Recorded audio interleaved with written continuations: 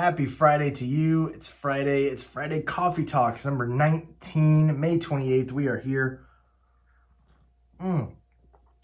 Today's beans are a brand new one I just got yesterday from Ethiopia at Forgotten Coast Coffee. If you haven't been over there in Duluth, go check them out. They roasted these yesterday. They put them in the bag the same day that I bought them. Super great, super fresh. Can't believe it. So good. Speaking of coffee, thank you for all the birthday wishes last week. The winner of our giveaway is actually Kevin Freeney. Kevin, thanks so much for commenting. Enjoy that Theragun. You got some coffee and a Starbucks on me coming your way. So hope you enjoy that. Thank you for all of you who commented. Today, we're going to talk about something based on a conversation that I had earlier this week with some of my coworkers about walk-up songs. Everybody knows walk-up songs, right? And in fact, all over the place, they're iconic. It's baseball season. That's the one I think of first as baseball. When you hear Crazy Train, you know Chipper's walking up to the plate and he's probably going to hit a home run.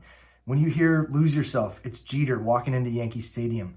It's things that just come into mind. It's instantaneous. Even outside of baseball, in the wrestling world, when you hear Real American, you can just picture in your mind, right? Hulk Hogan flexing down the aisle going, brother.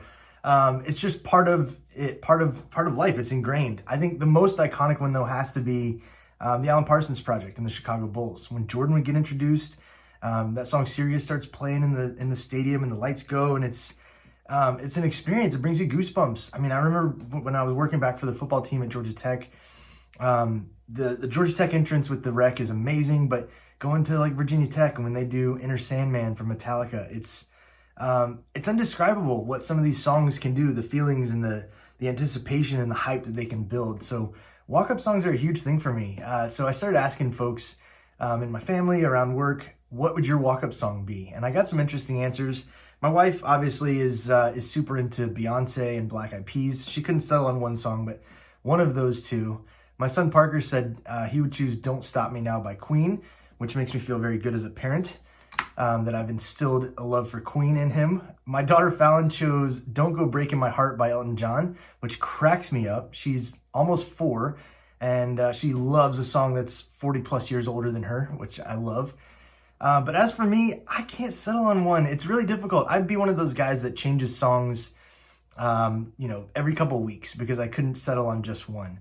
The first one that comes to mind is In the Air Tonight by Phil Collins. That was what they used to play when you were introduced at the state finals for wrestling here in Georgia. So that's the first one that comes to mind. That's one of those like solid memories that I always wanted to have. Wasn't a very good wrestler though, so never got to do that.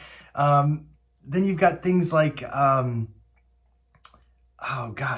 Welcome to Atlanta remix. That's one that I always love. Back in the day, I still know all the words.